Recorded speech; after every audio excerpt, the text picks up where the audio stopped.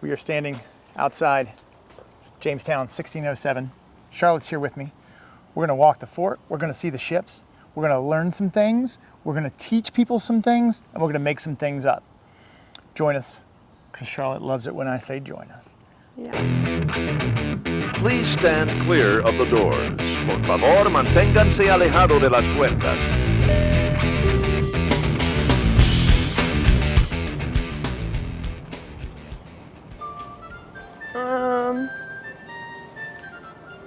All right, if you're thinking to yourself, hey self, haven't we seen this video before? The answer is emphatically yes, except now we have Charlotte in there. So, kid number 2 and I are heading into the Jamestown settlement. We're gonna pay for the other side that we didn't have a membership to last time. And we're gonna learn about Jamestown, building our country, and maybe cannibalism. Cannibalism. Cannibalism? I'm not sure that was a part. It's a big part. August knew all about it.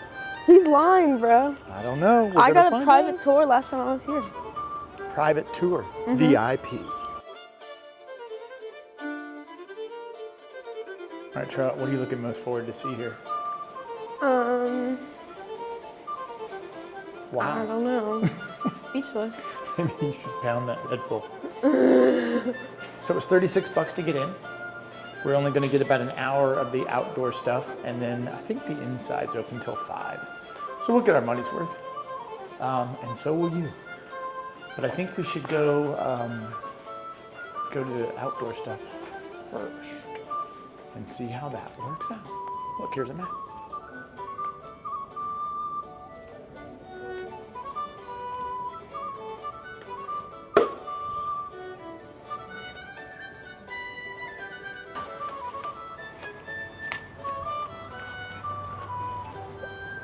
Smells good. Charlotte's leading the way. I'm not really sure what this pillar is. Charlotte, do you remember what this pillar is for? I do not know, but there's probably a sign that says. Well, there you go, 1607. Oh, it's like. Let's walk over and just check. Yeah. No, she's looking at me, standing in the sun. This looks like a giant brick pillar they built in 1956. I like it so far. It smells like fire, Yeah, and that makes me happy. So we only have till 3. See, we should have come earlier. it's fine. That's all right. All right, so which way do we go? This way. This way is to the natives, I believe. All right, The native camp. into the Unless- native camp. We're going. Oh yeah, I can see it. Yeah, and then. So this should be a little more exciting than our August and I's trip. Yeah, I don't think y'all went to Yorktown, right? No, we went to- Not Yorktown, Jamestown? We came here, but there's like 3 parts. So there's like this part, then there's the part that we got for doing with Yorktown, and then there's the fort. And I think it's all separate, which is crazy. Yeah, they've got like white people dressed up in those native outfits. It's so funny. Because like, you're not native. I mean, you're just not giving authentic native experience. Like, look at this dude. That's okay, it's just a representation. I'm sorry, did I ruin the footage? That's like mean. I don't mind, I might just do that as like I can edit that out.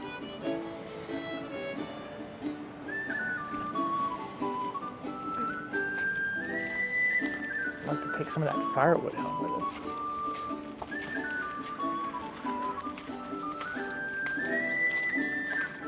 Can we go in? Yeah. Oh wow. This is what they call a longhouse, right? Whacked my head on that. So, if you're coming in, that'd been great if I'd broken the whole thing. Got a fire in here. Pelts. Mm-hmm. So cool.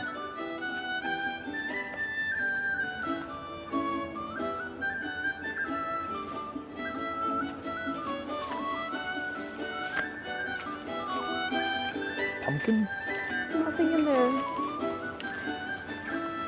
You didn't want to go in that one? Have I been in this one? Yeah. Wolverine? Orca? Not really. Now I am. Yeah, she's looking at me. I'm going out this way because the sunlight's a bit different. That was like. Yeah, we like. When we were at Chenko, we dressed up like Native Americans. No one made fun of us. Well, it's like different because they're like. Yeah, we took like.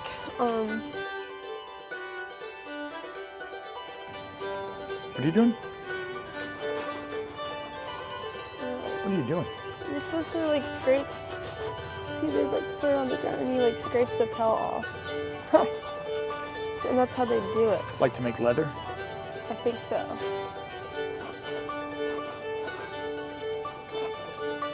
I can't do it. Well, it seems like a lot of hard work. What's that? Yeah. Go, Charlotte, go. This is riveting footage. This is really going to make the video. I'm so excited. I think she's playing Candy Crush. I wish. So, first thing we've come across here, representation of a Native American village, which is pretty amazing. And I remember this from like 4th grade. But pretty spectacular. Lots of huts, a couple of people. Hey, longhouses. Longhouses? I stand corrected. Gotta be PC, bro. Gotta be PC. Right? And then we can see the fort rising up in the distance. More tanning, but not like getting a tan. Even though Unfortunately. it is 70 degrees in the middle of January. Gotta love Virginia. There's just pumpkins hiding in the woods. Now we're heading down to the ships. Now I think we learned, and I don't remember if you remember this, Charlotte, or not, that the actual fort where it was originally is underwater, I think. Global warming. Yes, because of global warming. No, because the river has changed. It's been a couple days since they landed here Facts. and built a fort. And then we're almost killed. And then they killed a bunch of people. History is both awesome and sad, all at the same time. But this is pretty cool for $1 million. And the keys to an estate in Paris. Okay. Name the 3 ships. The Nina, the Pinta, I the knew Santa Maria. On the ship, Mama, sing Sangria. My dad's boat. Family Freddy channel. All right, can you name one of them? The Nina. No, of these boats. Oh, freak now. The Susan Constant, The Mayflower. the Godspeed, or Goodspeed. I forget the last one. I always forget, but it's the Discovery. I was about to say something. I was about to say Destiny. Oh, the Destiny. The Destiny.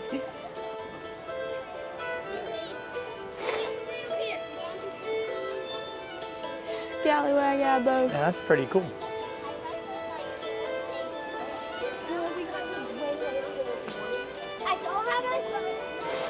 Let's look at the smaller one first.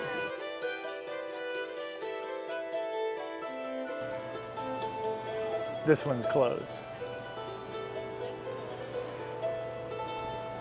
Still pretty cool though. Can you imagine sailing from England on this?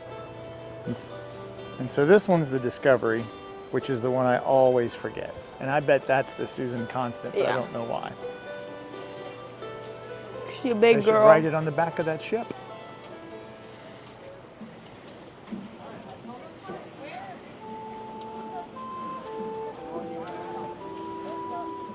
I'm kind of amazed it floats here, much less from England. London, England. See, they're like, you know, they're replicating the British experience. You're Yeah, that's going good. up on the left instead of the right. Oh, yeah, that's good point. Feel free to take a look around as you'd like. If you want to go down below, that's your entrance ladder, and we do recommend you go down back. Right. She's already leaving me. I'm supposed to stay with an adult. If you have any questions, feel free to ask any of us on board. We'll be more than happy to answer. Thank you so much. This is pretty wild. There's bricks on this ship, which is kind of amazing, right? There we go. I'm not sure I'd fit in this bunk. That's pretty tight. Maybe though. I was trying to figure out if I could sleep in here or not. Probably not. Lots of rope. Look, over here we could go out there and I'm king of the world. But they won't let us. We could have had a Titanic moment. Darn. Did you go downstairs? Yar. What was down there? All sorts of mysteries. Bye, Charlotte. Mysteries of the New World. Hope you find your dad. They Dang. recommend I go backwards and stay with an adult. Walls and pulled out box bed. Might also have some hammocks. The issue we've got, nobody's bothered to tell us how it's actually set up now. So it's cozy, but we don't know the form of cozy. Wow. Now, down there is the cargo. That's where they're putting all the stuff they're going to need once they actually arrive in Virginia.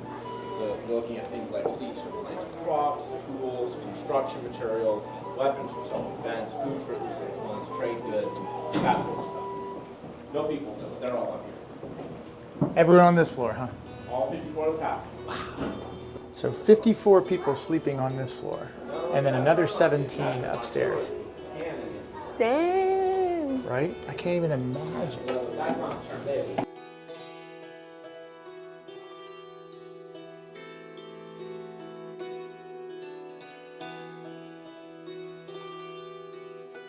So interestingly, he said he didn't think that was a cannon. Cannon actually referred to a size of cannon, not just any old gun. It's fascinating. Ship steering is right here. So the navigation station is the binnacle right here. And we keep track of direction with the compass. We keep track of the speed of the ship with the chipboard. And the chipboard is this device right here. And how we would use this thing is we would throw it off the stern of the ship. Okay? It's got a lead weight on it, and it would float, but it would be there would be a certain amount of resistance. Okay? Sure. So the ship would pull away from it. The act of catching the speed would have involved a minimum of 3 sailors. One would have taken care of the board and the line, the other one would have taken a spool, and the third would have had a timer. Throw it off. The first guy would be looking for this, right here. The first knot to go through his hands. And when that knot would go through his hands, they would turn the timer. And when they turned the timer, the guy would count the subsequent knots that would go through his hands. Oh, wow. And at the end of the Certainly. timer, they would stop and they would say, how many knots went through your hand? And the guy would say, 5, 8, whatever. And that would be the knot speed. And that's where the term, knot. And that's how it originated, knots. That's how it originated, not nautical mile. A lot of people think it's a short form of What? No, nautical please mile. go ahead. But it's not. This predates that Wow. first use of nautical mile. So That was worth the not- price of admission right there. That's it's fascinating. not on the chipboard line. Wow. So we have, and we do this in a timely manner. We're doing it often, every half hour. Because when you're doing dead reckoning, it's really, really, really important to keep a handle on your time. Oh, no, you're fine. Yeah. We're chatting. That's right. Yeah, so, That's amazing. anyway. Thank you so much.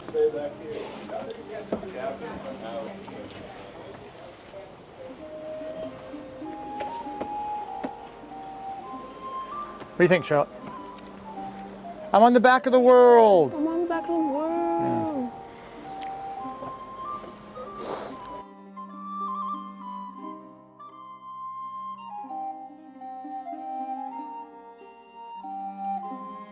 We've seen an original Jamestown duck. Its lineage dates back to the 1600s. This is pretty cool. Almost dropped my bracelet. Oh my lord.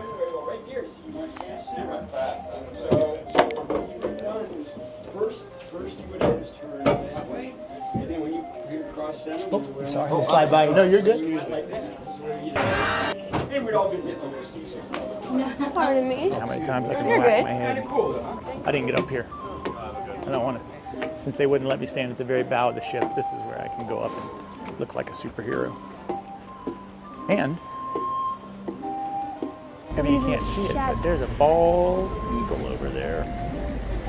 That's 2 trips in a row we've seen a bald eagle. Let's turn it out. So now we've done the Susan Constant, and it's pretty amazing. I mean, I don't know how many miles it is from England to America. It's this many. But I just can't imagine. I mean, I'm not sure I want to take that boat across the river. Much less travel. How long do you think it took them, Charlotte? I don't know. That's exactly right. That's exactly how long it took them to get here, Charlotte. Well, we probably have it right here.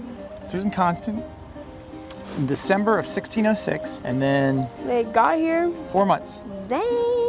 It took them 4 months to get here. With 4 no months fortnight? of crossing, 4 months. stormy no- seas, bad nutrition. The crew sailed, and the passengers were cramped below with cannons, supplies, and baggage. Wild. Let's go see a fort. Yeah. Have you ever known anyone with scurvy? No, because I think once we stopped being pirates, then we just had fruit all the time. I don't know. I mean, they're like, it's a choice. Like, Do you know anybody who's had scurvy? no. Why not?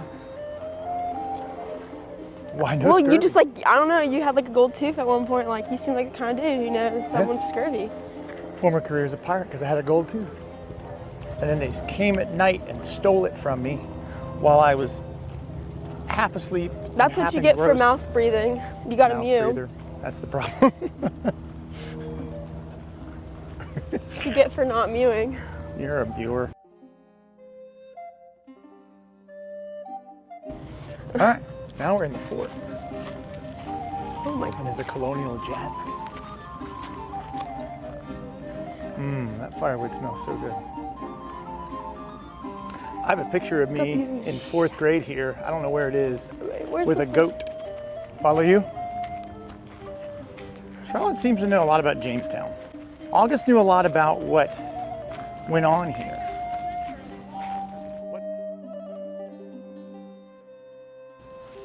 She says to check out the scripture on the right. Then This is like Peter Outer Banks. said to them, repent and be baptized, every one of you in the name of Jesus Christ, for the remission. Are you kidding? I can't read that word. Fine. Good to go. That's nice. Isn't that beautiful?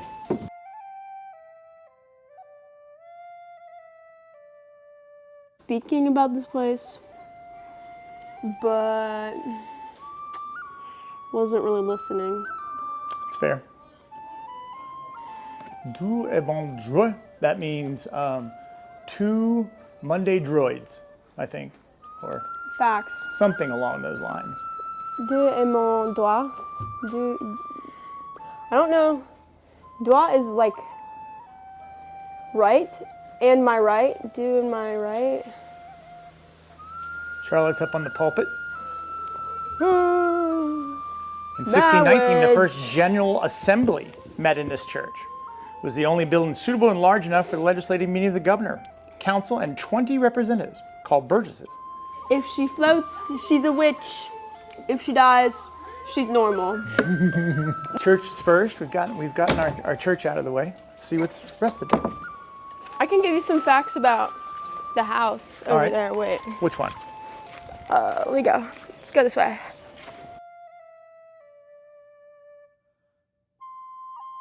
What do you know about this house? I can give you a cool fact. This would be like the leader of the colony. This would be his house. And I don't know who would sleep in here. But he would have probably had all this furniture. Look how big that fireplace is. I know. Oh my God. Yeah. Could have huge fires in there. Bless you. He probably would have had all this furniture shipped over. Go stand and see if you can stand in that fireplace. Oh my Lord. That's what I want. Yeah. New life goals. They won't let us go up there. Yeah. Ah. But I got some interesting facts about the bed. Okay. So you might notice, like with this house, and like if you've been to like Thomas Jefferson's house, these are small, teensy little beds. Like I'm like 5'2" and I probably like 5'3", and I couldn't barely sleep comfortably on this. And the reason is, back then, they used to sleep like sitting up. It was like a big deal for them. Also, I think they might have been shorter too, but like sleeping upright was normal. Sounds weird. Yeah, and that's the fact that I have. That's a good fact.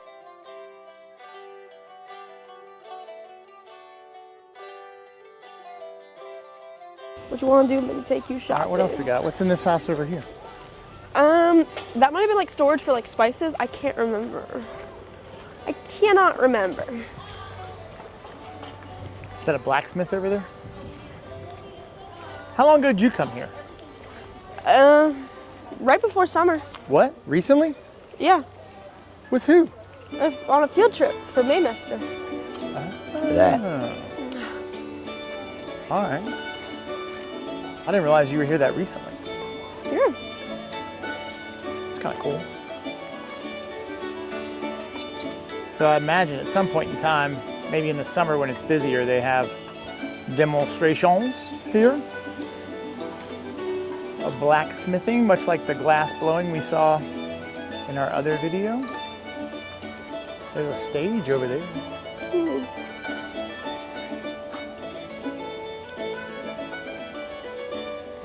Oh, well, I mean, that's the thumbnail, right, Sean?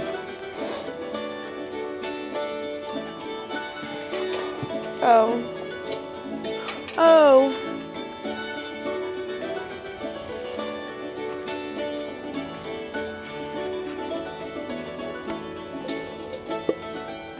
What do you think? Tough. Come stand beside me.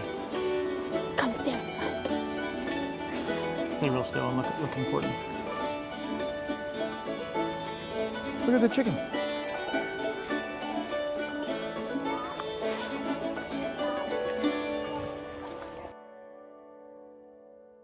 Well, they made it too What's hard. this guy doing over here? Let's get over to him real fast because it looks like he's gonna fire a gun.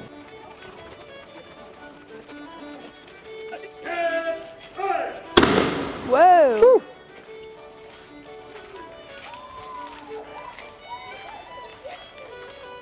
Whoa. How are you folks doing today? Good, how are you? Good. We like to start most any of our demonstrations with an announcement of one sort or another. That's Let right. everybody know what's going on. And we found that firing the musket tends to be a good way of announcing a musket Yeah. demonstration. Just loading it got my attention, so the There shot we was. go.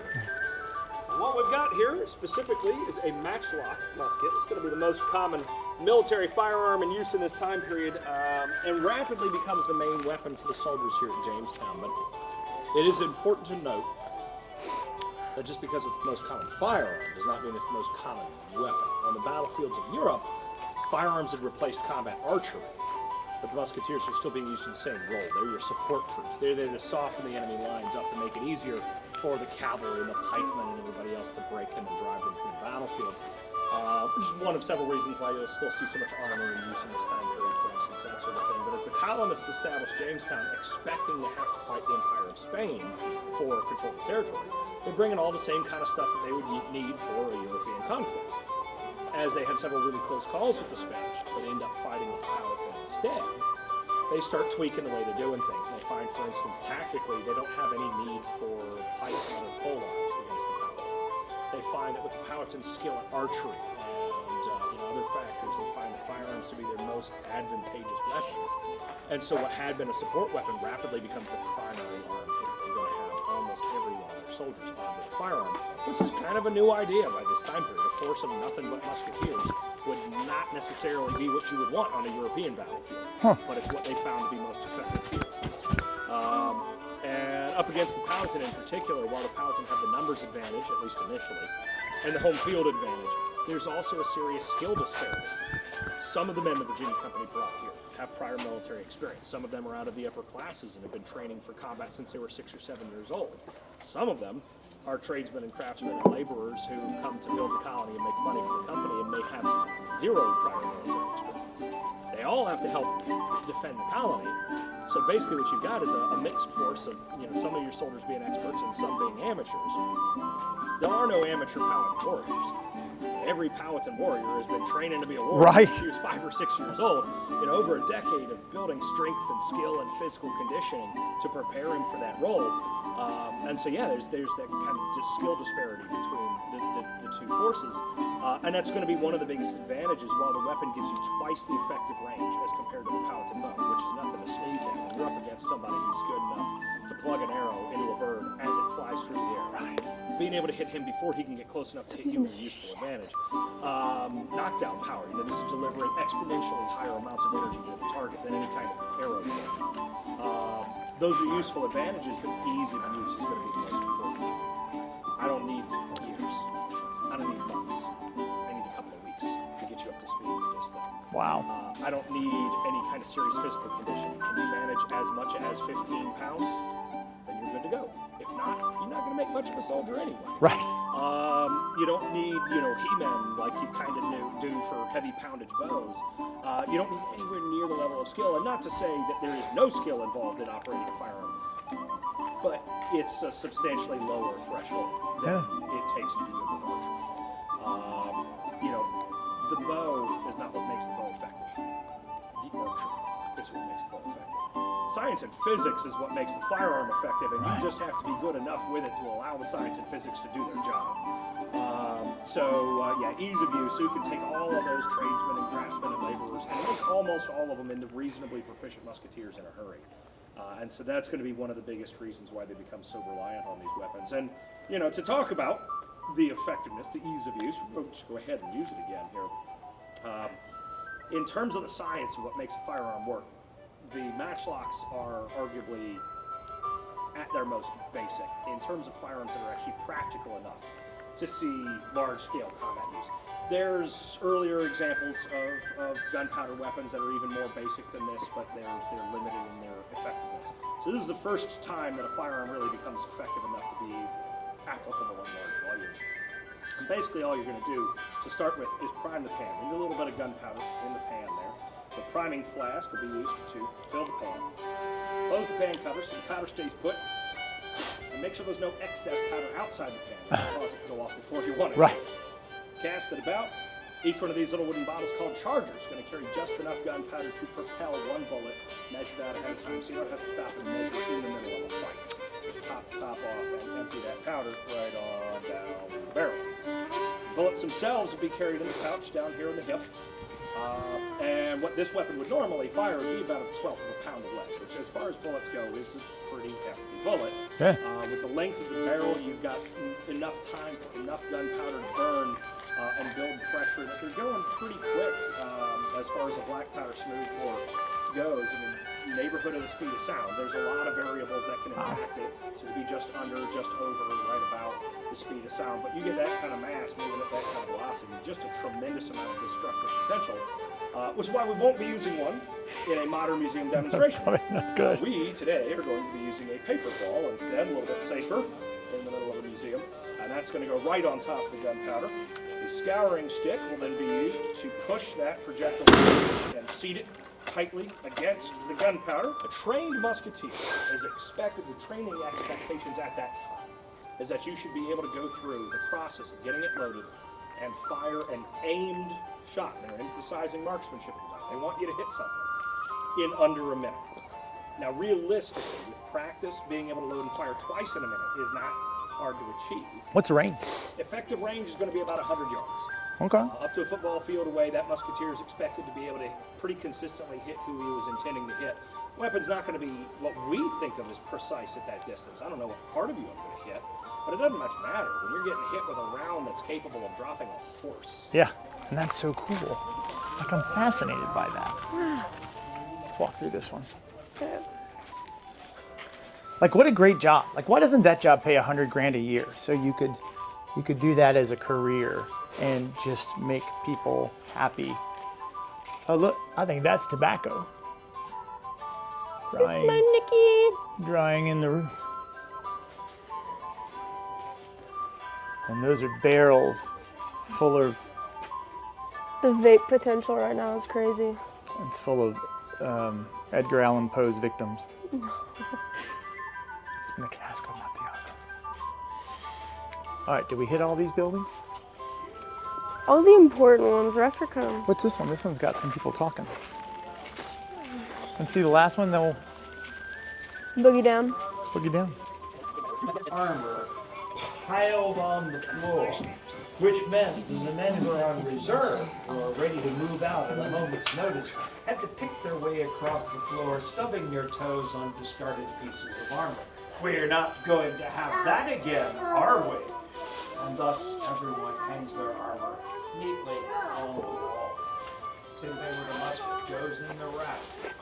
Make sure you put it in the same place every time. They put everything away, huh? Absolutely. We 'cause, promote you that know, idea.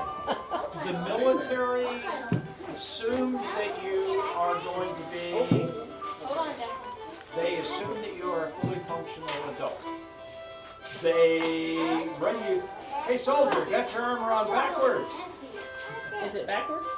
Yeah, backwards, come here. It's supposed to Greeks, very famous for their use of pikes. It's just really hard to get past the porcupine wall with sharp pointing out. In today's world, they talk about fire and maneuver in the infantry. Yeah. I heard that before. Well, in the 17th century, the guys who moved across the battlefield and take possession of a piece of land and hold their position, classic role in infantry, take and hold ground. That job is done by the pikemen. Now, if you send pikemen to fight the enemy's pikemen, and the enemy's pikemen have 100 men with muskets on their flanks, shooting holes in your formation, you're not going to win that pike fight. You've been too badly weakened. All right. On the other hand, if your pikemen are moving to the attack, and you have men with muskets firing at the enemy to support you, well, basically there's an awful lot of shooting, and then eventually there may be an awful lot of stabbing. But more likely what's going to happen is the guys who think they can win the fight will probably be the ones who keep advancing, and the ones who think, oh, no, we can't take these guys on. They're the ones that end up retreating. Because most battles are won and lost in the soldiers' heads long before we actually have to, get bloody. Should we go out this way? I think so, yeah. All right. So we've done the fort and the boats. I probably could have listened to those people more. Like, I wish I'd kind of gotten here earlier. I really, like, living history is so much better. Charlotte's looking up some facts and figures for us right now. Sure. How many people were here? How many months did it take to get across the ocean, Charlotte? 4. Good job. All right, where does that path lead? Wrong. Charlotte's being really nice to me and accompanying me on this It leads adventure. to your mother's longhouse. Oh, your mother's, Joe Mama's longhouse. So that was pretty cool. So we didn't talk to the Native American people. I was a little shy. And so, but I'm sure they would have told us some stuff. And then they had lots of people, 4 or 5 folks down by the ships telling us stuff. They had people inside the fort letting us know things. I mean, it's pretty fascinating. It's almost like they were there, really. It's like they knew all about this stuff. And I think that's pretty cool. So now we're gonna pop real quickly through the inside museum. We may or may not talk. I always get kind of creeped out talking inside a museum. If there's no one in there, then we'll scream and yell. But I have a feeling it'll be more of a quiet thing. Quiet. Tonight's gonna be a good night. It's gonna be a good night. I was joking with Charlotte about filming in there. That might be one of the nicest bathrooms I've ever been in my entire life. I still didn't want to film in there because I think it's creepy, but it was beautiful. This is the second gift shop. There's another gift shop at that end of the hallway. Lots of bee things, pressed pennies.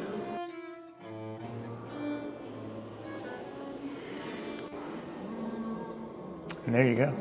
There's a look at all the bees. So there is a Williamsburg High. I guess.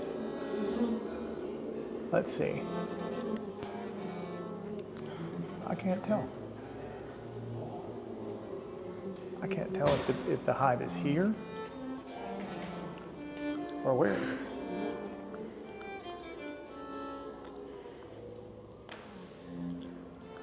I guess we'll never know. We'll never know where these bees are. It's a mystery. Somewhere. Is that Charlie? The really nice bathroom. I know, that's what I just said. I was joking about the fans in the water? Like, right? what? Ridiculous. Did you film that? No.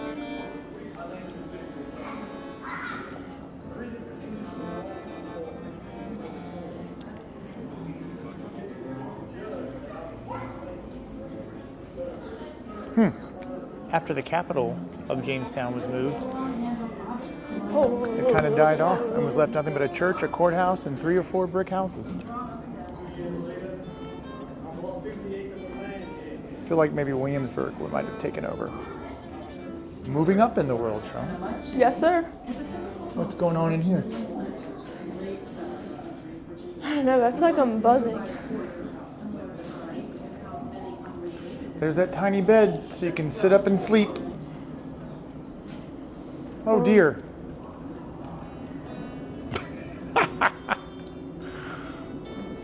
All right, what's this? We got Indian settlement in 1608. What the freak? When I was a kid, I always loved these things that lit up. English settlements in 1625. Oh. Indian and English settlements. You can see it kind of deteriorated rapidly. I don't know what that is, but he's a little worn down. Beaver felt hat.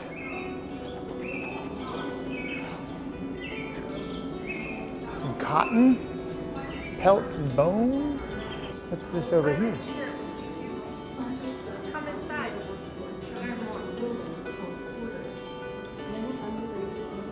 I think when they say workforce,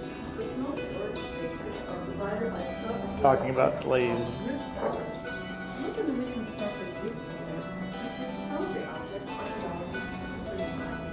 What's in this house? That lady just jumped out and scared Charlotte. This is a nice museum. It is. We're going through a little quickly, but I'm just trying to give you a flavor of what this is like. But this is really well done, as evidenced by the bathrooms. It's like the Powhatan have moved inside.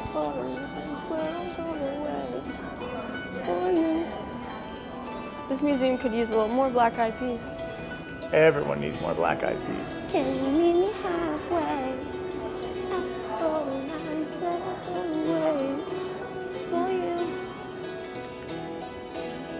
It's a cat jug. Got. I don't Oh. Indian treaty badge. 4 known surviving treaty badges of 20 interested response to a 1662 Act of Virginia Assembly inscribed Appomattox. The badge indicates the group of Powhatan Indians located along the Appomattox River in southeast Virginia. Oh my god, had we a learned treaty. about this in history class. Bacon's Rebellion? Oh yeah. I don't remember anything about it, but I remember it was a key word. It was a key word. That's good.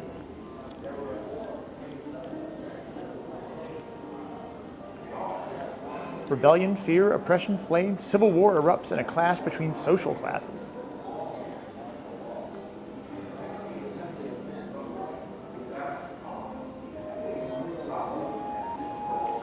That's the government theater. I'm not part of the government, so they're not going to let me in there. 928 people, mostly men, women, children, a few Africans, and a few Indians. This is the first known electric chair, where they electrocuted children who didn't listen to their parents. Oh wait, it's a duckling chair made of oak.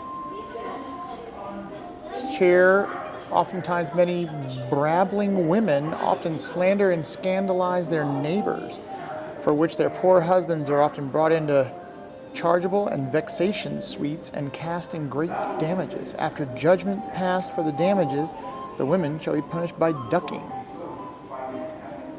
This small oak chair is similar to those 17th century Virginia to shame and physically torture women. Why are we looking at this? Platform with s'more fault? I mean, I guess you better not act up. You end up in the ducking chair. That doesn't seem very nice.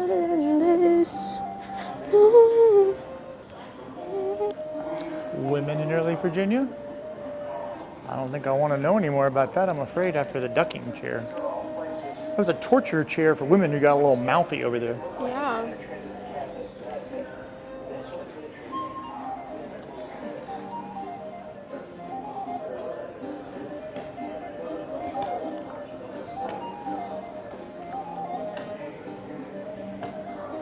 Became Canoe, whose younger brother or half brother, I've always heard it's his brother, to Chief Powhatan. And I believe he did not care much for the white settler. But I'm pretty sure that Powhatan, after he died, I always heard that Opie Kankanu took over and then ordered the destruction of Jamestown. But he died an old man in 1646. But he tried to keep the white people out. And I'm not saying that was necessarily a bad thing. Though I like who I am now and where I am.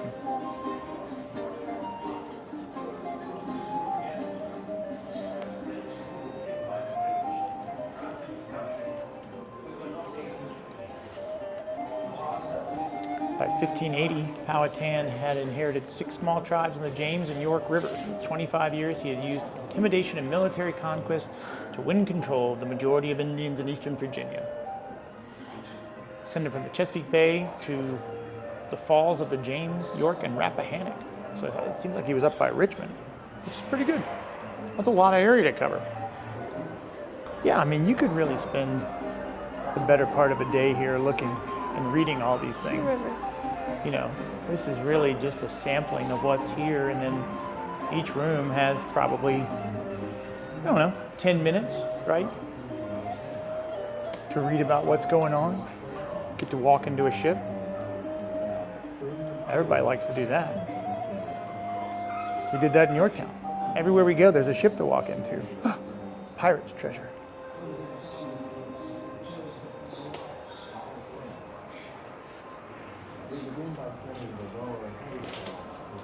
Those guys don't look well.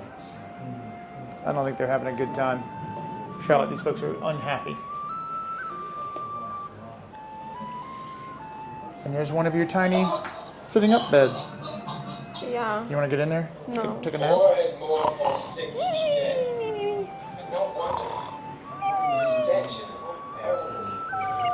Take more pirate treasure.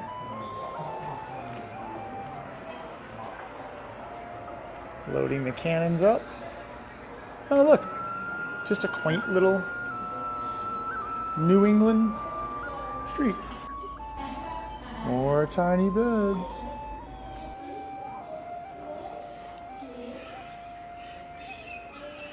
I love a good diorama. Now, I've never heard that before. Tessinakamaka. Tennessee-Kamaka? Senakamaka. Well, now I need to know how that's pronounced. I'll probably insert that here. Senakamaka. I think we did this museum backwards. Yeah, I was about to say, you're supposed to come in this way. That's all right. Chief Powhatan. All right, what did you think? What was your favorite part of the museum? I always like the boats. Yeah. Oh, the inside? Or any of it. Yeah, the boats are pretty sick. Okay. I mean, this is pretty cool. Like this would be you could do a whole day of this. Like if Yeah. you did it right and read everything, I think this is definitely worth the $18 it cost to get in here. I mean, it's pretty spectacular. The exhibits are clean, and those bathrooms, best bathrooms of any museum I've ever been in. Yeah. It's worth it just for the bathrooms. So thanks for watching us. Thanks for coming out to Jamestown. Next up, who knows where we'll be, because we got to find something else to film. So if you have any ideas, give us a hit up in the comments. Charlotte's really looking forward to you commenting on all the things she does and says. And then don't forget, I got the contest, giving away those t-shirts once I get to 500 subscribers, and then to the moon from there. So give us a ring. I don't know what that means. Subscribe, like, share, watch more You Tater. I'm going to leave you with this lovely lady.